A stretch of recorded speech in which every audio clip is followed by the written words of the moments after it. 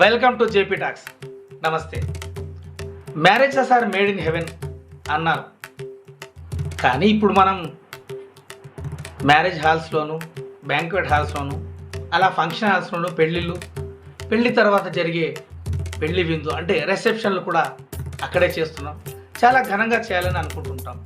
Okay, పెళ్లి శుభలేఖలో reception 7 గంటలకు start అవుతుందని ప్రింట్ చేస్తారు.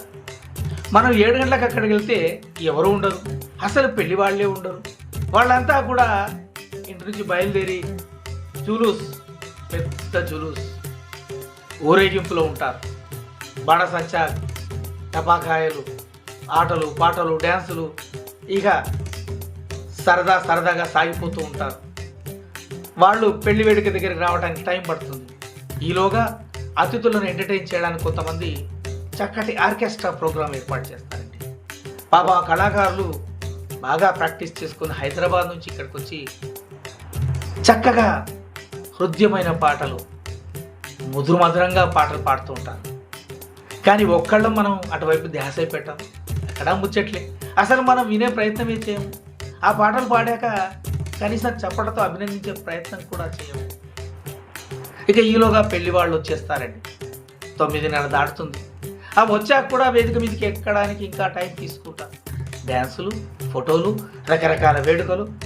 స్టేజ్ మీదకి ఎక్కాక అప్పుడు కాసేపు వాళ్ళ కుటుంబ సభ్యుల ఫోటోలు వగైరా. ఇక తీరా కార్యక్రమం స్టార్ట్ అయ్యేటప్పటికీ ఇంకా ఆలస్యం. ఇక అప్పుడైనా మనం పెళ్లి వాళ్ళను అభినందించి వద్దామా అంటే క్యూ, పెద్ద లైను, చాంతాడంత లైను, తిరుపతి సర్వదర్శనం లాంటి లైన్. అది ఎంత టైం తీసుకుంటుందో తెలియదు. మరి ఈ లైన్ కంట్రోల్ చేసుకోవడానికి ఈ మధ్యలో బాక్సర్ లాగా ఉంటారు. వాళ్ళని చూస్తే భయం వేస్తుంది. ఇక వాళ్ళను బతిలాడి బామాడి మెల్లిమెల్లిగా అడుగడుగు వేసుకుంటూ ముందుకు వెళ్ళేటప్పటికీ వాళ్ళని కలిసే సమయంలో ఫోటోలు, వీడియోగ్రాఫర్, ఇదొక హంగామా. ఇది కాస్త ఆలస్యం. ఏమంటే ఆ ఫోటోల్లో మనం లేకుంటే ఏమవుతుంది? వాళ్ళని అభినందించి వచ్చేస్తే సరిపోతుంది కదండి. ఆ ఫోటోలు అసలు మనం మళ్ళీ వాళ్ళ ఇంటికి వెళ్ళి చూస్తామా? ఆ ఫోటోలు చూసే వేడికి ఏమన్నా వాళ్ళు ఏర్పాటు చేస్తారు? కాదు కదా. ఆ ఫోటోల కొరకు టైం వేస్ట్ చేయడం కానీ హాయిగా కలిసేసి వాళ్ళకి అభినందించి ఇవ్వాల్సినటువంటి గిఫ్ట్ ఇచ్చేసి హాయిగా స్టేజ్ దిగేస్తే అయిపోతుంది కదండి. ఏమంటారు?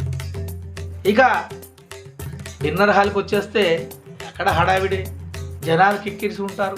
ప్లేట్లు పట్టుకొని ఒక్కొక్క ఐటెంని ఒక్కొక్క కౌంటర్ దగ్గరికి వెళ్ళి తీసుకోవడం. ఈలోగా వెనక్కి తిరిగితే వెనకాల ఏదో ప్లేట్ తగలడం, వాళ్ళ ప్లేట్లోని సాంబారు మన షర్ట్కి అందుకోవడం, ఇలా జరుగుతుందండి. ఓకే, ఏది ఏమైనా ఇదంతా అయిపోయేటప్పటికీ డిన్నర్ చేసి ఇంటికి వచ్చేటప్పటికి రాత్రి 11 అవుతుందేమో. ఇదండి మన పెళ్లి రిసెప్షన్స్. ఇలా ఉంటున్నాయి.